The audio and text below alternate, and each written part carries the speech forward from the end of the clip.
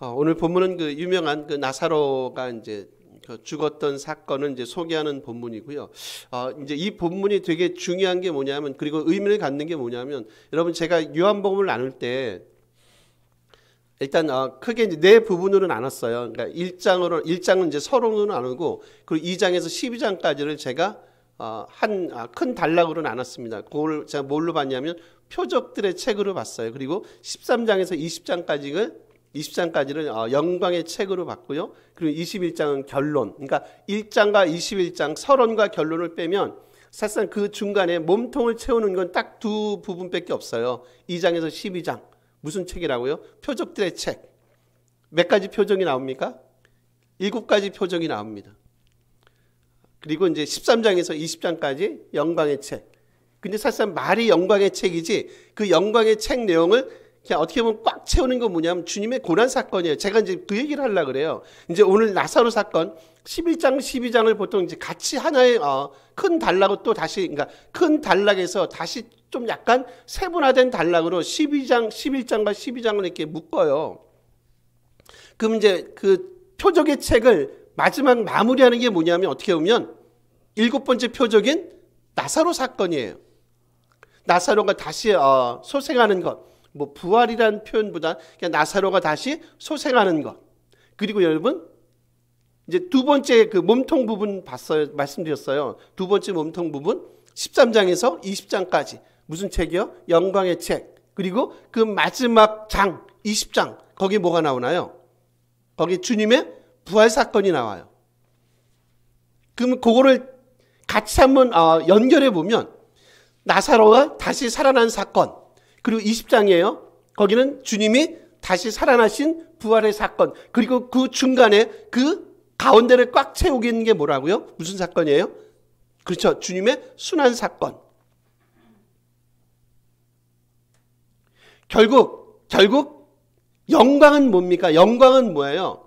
그리고 이 표적을 통해서 내지는 이 나사로의 이 다시 살아난 사건을 통해서 지금 보여주고 싶은 건 뭐냐면 주님의 영광 내지는 한 백성들, 부르심 받은 백성들의 그 부활의 영광스러움을 표현하고 싶어 하고요. 그 영광은 뭐를 통해서 온다? 뭐를 통해서 오냐면 부활의 영광은 고난과 순환을 통해서 옴을 말한단 말이에요. 그래서 나사로가 다시 살아난 사건, 그리고 주님이 다시 부활하신 사건, 그 중간을 대부분 채우고 있는 걸 제가 뭐라 했어요? 그 채우고 있는 걸 순환과 고난 사건. 근데 그 순환과 고난이 순환과 고난으로 끝나지 않는다. 그건 바로 어떻게 보면 우리의 그리고 주님의 영광과 같은, 어떻게 보면 같은 언어라고 볼 수 있다는 거죠. 그래서 사실 오늘 본문은 그냥 나사로의 죽음에서 다시 살아남을 사실상 소개하는 본문 자체는 아니에요. 이걸 통해서 사실상 뭐를 보여주고 싶어 하냐면 주님의 죽으심과 부활 사건, 영광 사건을 미리 맛보게 만들어요. 그래서 나사로 사건이 되게 중요합니다. 왜 그런지 아시죠? 어차피 나사로는 다시 살아났어요. 근데 어느 시간이 지나면 그는 어떻습니까? 다시 언젠간 죽지 않겠어요. 그렇죠? 인간의 한계를 보게 만들어 살아났죠. 근데 그는 죽을 거예요. 언젠가 어느 시점인가 죽을 겁니다. 죽음은 주님은 돌아가셨어요. 근데 그분은 다시 부활하심을 통해서 뭐 하지 않습니까? 다시 죽지 아니하시죠. 영원히 산다. 이게 뭐냐면 너희 성도들이 가져야 될 그런 고난을 통한 그 영광의 그 위치와 신분이라는 것을 오늘 사건을 통해서 다시 한번 저희들에게 확인시키고 있다는 거죠. 저는 본문을 통해서, 그러니까 예수님의 그 죽으심과 이제 부활 사건인데, 그걸 통해서 한 가지 저희가 볼 건 뭐냐면, 분명히 주님은 그 대가를 아셨어요. 아버지의 뜻을 행한다는 건, 지금 주님은 당신 뜻대로 행하지 않는다고 했어요. 지금 저희가 쭉 봤던 내용이 그래요. 예수님은 당신 스스로의 뜻과 의지로 모든 일을 하지 않으신다. 주님이 하셨던 일과 그 사역들은 다 뭐라 그랬습니까? 누구의 뜻대로요? 아버지의 뜻대로 지금 주님은 이런 사역들 이 땅에서 3년 동안 당신의 공생애를 해나가고 계신다. 당연히 그분은 아버지의 뜻을 행하는 것을 통해서 분명히 그 대가를 분명히 아셨을 거예요. 그 대가가 뭡니까, 여러분? 그 순종의 대가가 뭐예요? 주님의 어떻게 보면 고난과 죽으심 사건이 아니냐는 거죠. 아버지 뜻을 행하는 게 그렇게 쉽지 않다는 겁니다. 그 대가가 우리에게 엄청난 찬란한 보상으로, 엄청난 영광으로, 이 땅의 영광으로 채워지지 않는다는 것을 주님은 누구보다 잘 아세요. 이게 이제 우리하고, 사실상 죄송하지만 이게 우리하고 조금의 갈등을 일으켜요. 내가 왜 예수를 믿는데, 내가 왜 주님을 이렇게 잘 섬겼는데, 왜 우리 가정이, 왜 내가 늘 이런 고난과 고통 속에 살아가고 있지에 대한 이 갈등이 사실상 우리 삶 속에 끊임없이 일어나거든요. 근데 본문은 그래요. 야, 너희들 그 본질 한번 꿰뚫어 볼래? 우리가 이 땅에서, 여러분이 이 땅에서 누리는 그 영광이, 땅 위의 영광이 여러분 얼마나 가시겠어요? 말씀한 대로 나사로가 다시 살아났어요. 그가 얼마나 이 땅에서 삶을 얼마나 오래 유지하겠어요? 몇십 년? 몇십 년을 더 살겠습니까? 그 이유 넘어 영원히 사는 그 부활의 영광을 보게 하지 않습니까? 흥미로운 건 이거예요, 여러분. 제가 앞에도 말씀을 드렸어요. 이 나사로 사건, 죽은 자가 살아났어요. 이런 일은 거의 없잖아요. 있을 수가 없단 말이에요. 구약은 몇 가지 사건 빼놓고는. 그러면 결국 이걸 통해서 주님이 이 땅의 백성들에게 요청하는 게 있어요. 그게 뭐죠, 여러분? 요한복음의 핵심 메시지가 뭐라 그랬어요? 요한복음은 이런 표적들 사건, 저희가 7가지 봤어요. 이런 사건들을 통해서 이 땅의 사람들에게 주고 싶은 메시지가 있다. 그 주고 싶은 메시지의 핵심 메시지는 뭔가? 뭐를 요청합니까, 여러분? 7가지 다 왔습니다. 믿음이죠, 믿음. 이 사건을 믿고 믿음을 통해서 뭐 하도록? 너희가 생명, 영생을 얻도록 하는 게 사실상 이 표적의 목적이에요, 여러분. 그래서 7가지 표적, 7이라는 숫자가 또 의미심장하잖아요. 완벽하게 그분이 지금 이런 이적들, 표적들을 보여줬단 말이에요. 단순히 예수를 믿으면 여러분 삶에 이런 운수형, 대통의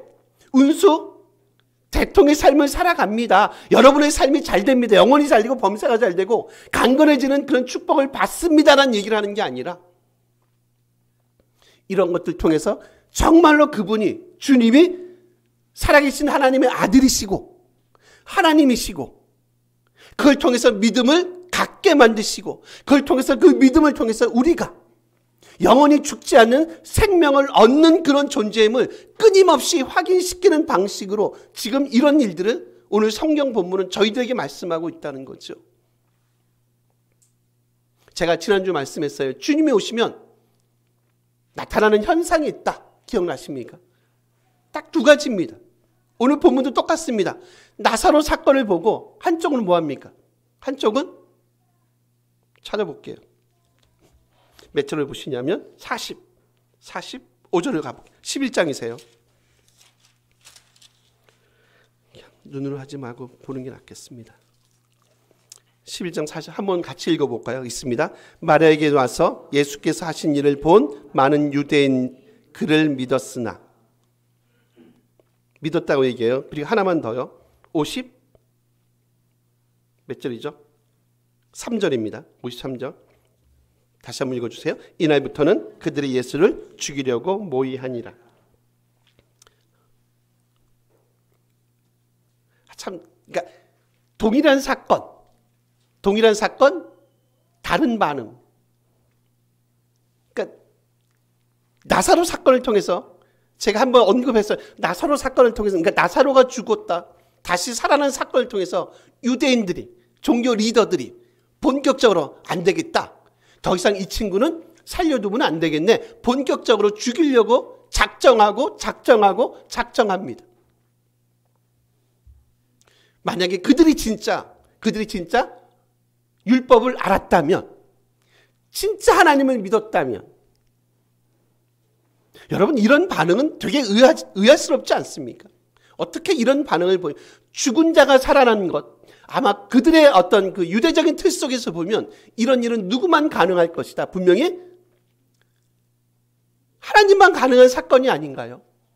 죽은 자가 살아난다는 것, 죽은 자를 살린다는 것, 이건 구약의 유대인들의 생각에 의하면 이건 분명히 하나님 그분만이 가능하게 만들 수 있는 사건이다라고 분명히 그들은 알고 있었을 겁니다. 근데 어떻게 합니까? 이런 사건이 일어나니까 그들이 이제부터 더 이상 안 되겠네. 본격적으로 진짜 주님을 잡아 죽이려고 하는 일들이 벌어진다라는 거죠.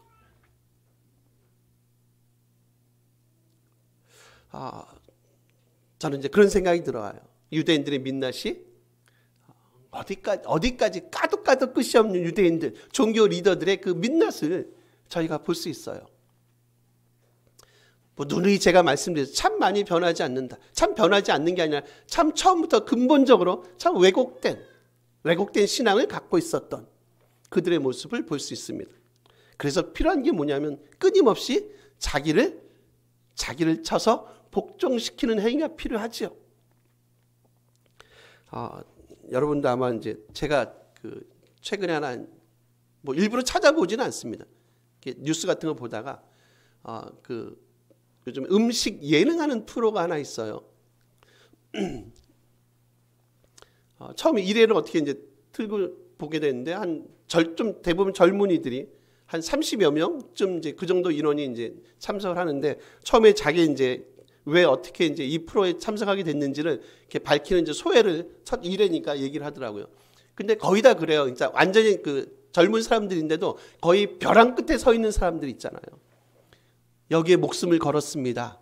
아니면 더 이상 인생에 뭐 소망이 없습니다. 예를 들면 뭐 피라미에 빠지고 도박에 빠지고 중독당하고 뭐 알코올 중독 막 그런 젊은 사람들이 참석한 거예요. 마지막 날개 남은 마지막 희망입니다. 뭐 등등의 그런 내용들. 그러니까 되게 엄숙하죠.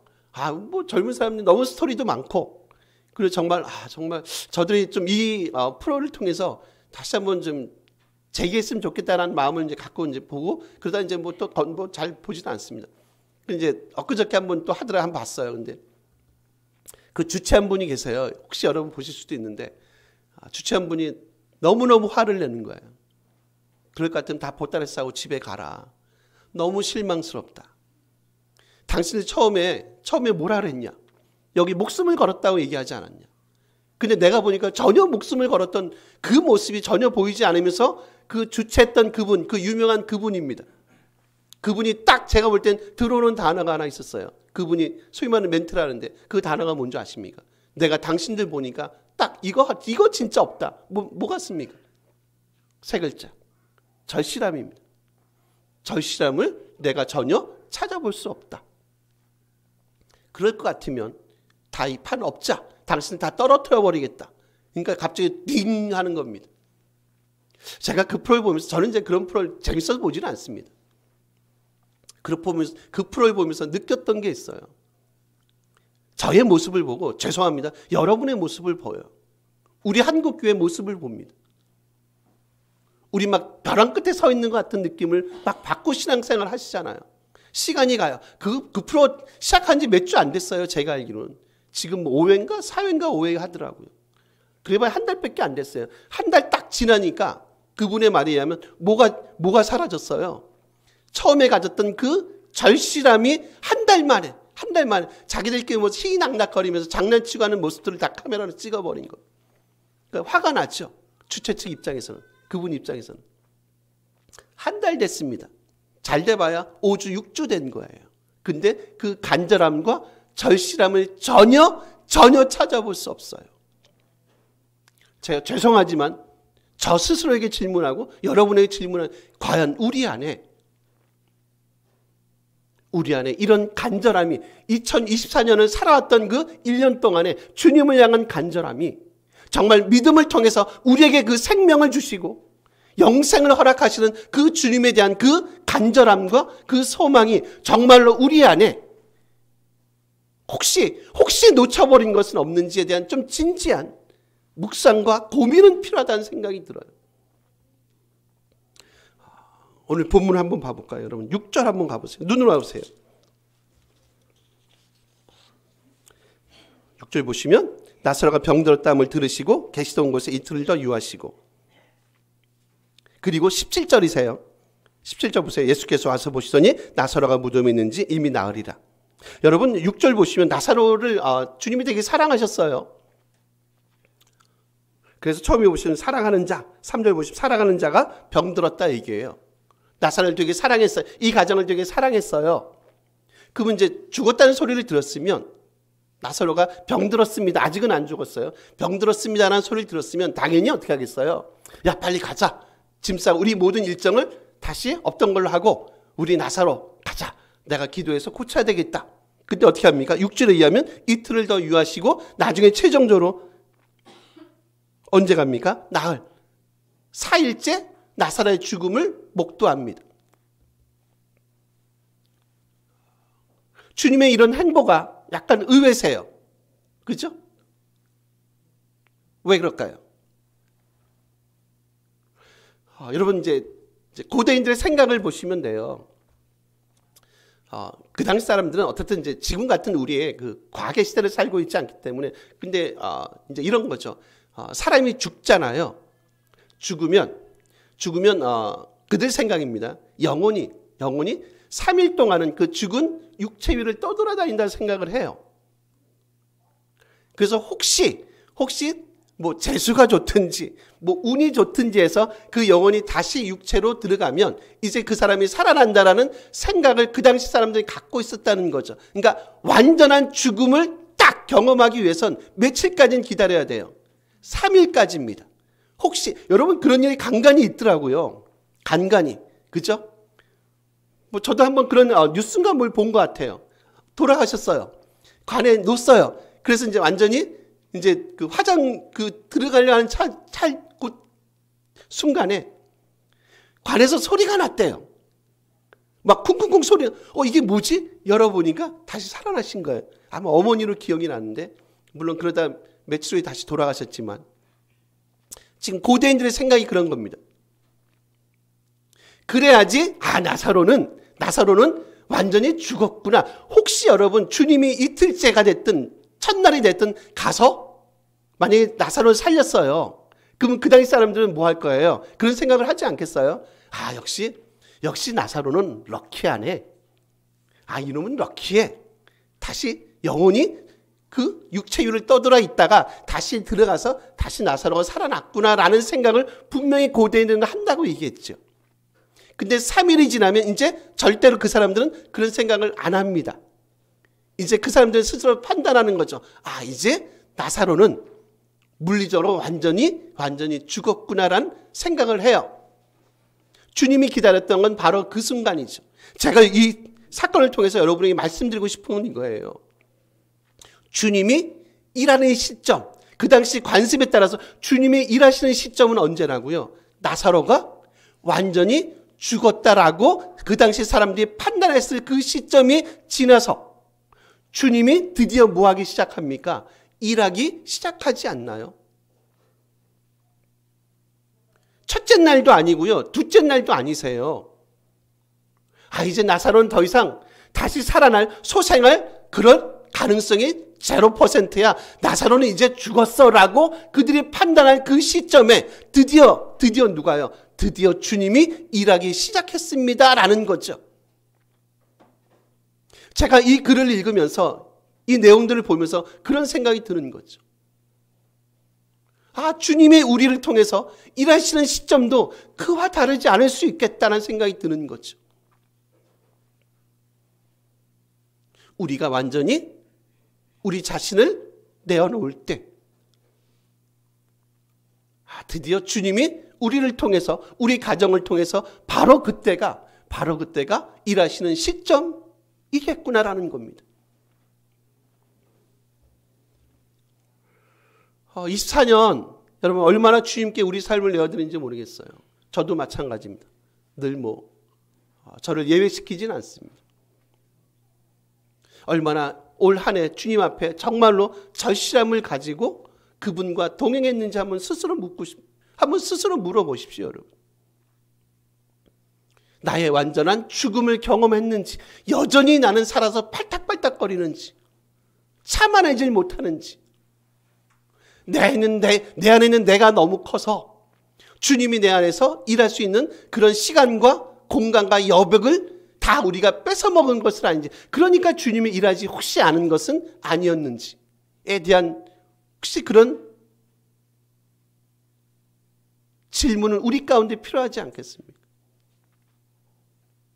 여러분, 나사로 뜻 이름이 뭔지 아세요? 하나님이 도우신다는 뜻이 이름이죠. 하나님이 도우십니다.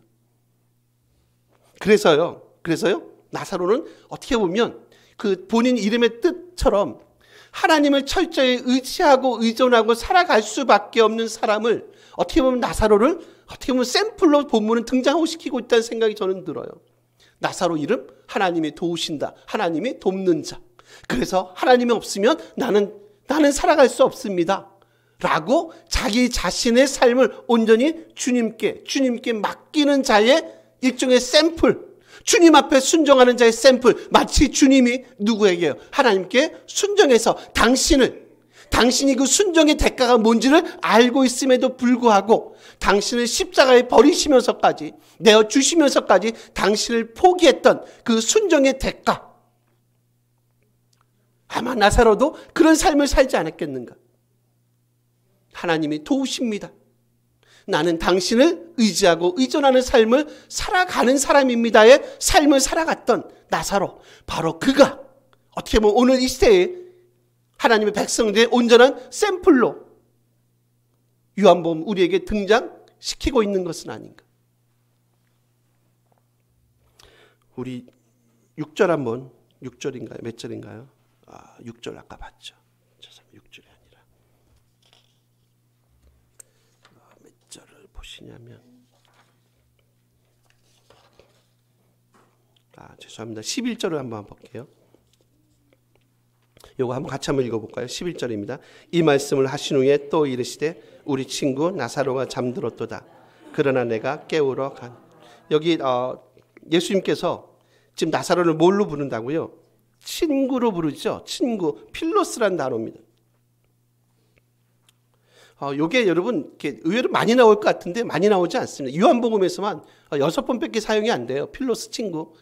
흔하게 쓰는 단어 같은데 그렇지는 않고요. 근데 여러분 요 단어가 이제 필로스라는 단어를 쓸 때 이래요. 그러니까 하나님의 사랑을 받고 하나님의 계명을 지키는 자를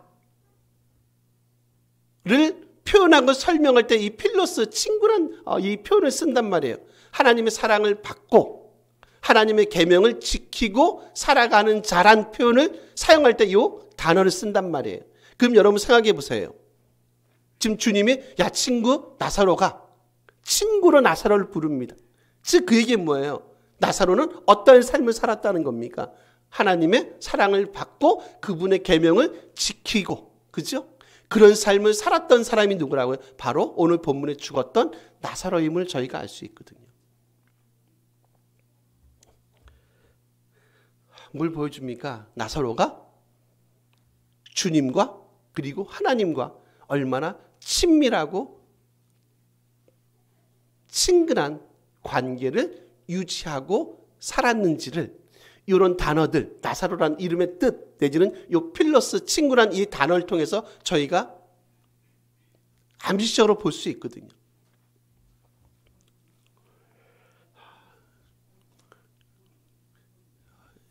이제 며칠 있으면 25년입니다. 전 이제 필로스라는 단어를 보면서 이제 그런 생각이 들어요. 저희가 2025년 좀 이제 이런 삶을 살아냈으면 좋겠어요. 친구, 예를 들면 신목사 내 친구 필로스, 하나님 사랑을 받고 그의 계명을 지키며 사는 사람 내 친구 신목사, 집사님, 장로님. 그래서 25년도 정말 이런 믿음의 어떤 그런 삶의 조건들이 우리 가운데 늘 있었으면 좋겠어요. 주님에게서 정말 평안교회는 정말 내 친구 같은 교회지, 사랑을 받고 계명을 따라 사는 정말 귀한 교회야. 그리고 정말로 내가 보니까 1년 전이나 2년 전이나 그 절실함과 그 간절함이 늘 동일하고 늘 똑같아. 틀리지가 않아.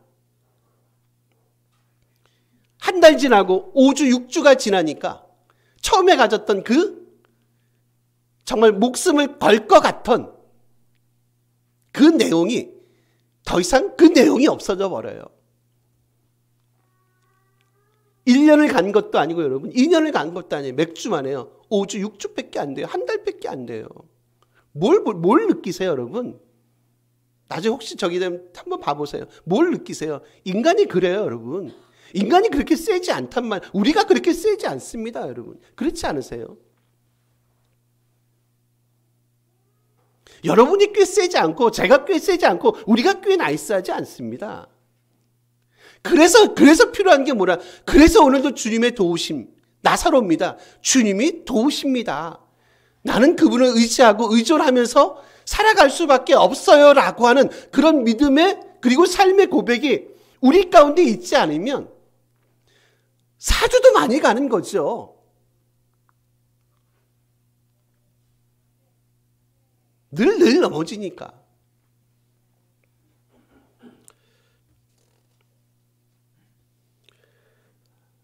저는 여러분 교회는 당연히 교회는 건물이 아니잖아요. 그죠? 공동체는 당연히 건물로서 공동체로 존재하지 않아요. 교회는 뭡니까? 주님의 정신을 가지고 살아내는 곳 아닙니까? 그렇지 않습니까? 공동체는 그런 거 아닙니까? 우리가 공동체 말은 많이 하지만 과연 공동체가 뭡니까? 공동체의 정의가 뭡니까? 공동체라고 부르면 공동체입니까? 여러분 그렇지 않으세요? 교회라고 하면 교회입니까? 주님의 그 정신이 뭔지, 그분이 이 땅에 오셔서 우리에게 전해주고 싶어하는 그 메시지가 뭔지, 그분이 순종했던 그 아버지의 뜻이 뭔지를 저희가 늘 끊임없이 돌이켜보는 것, 그런 거 아닌가요?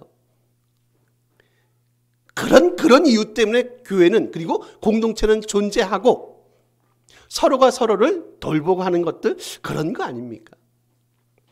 말씀을 정리하겠습니다.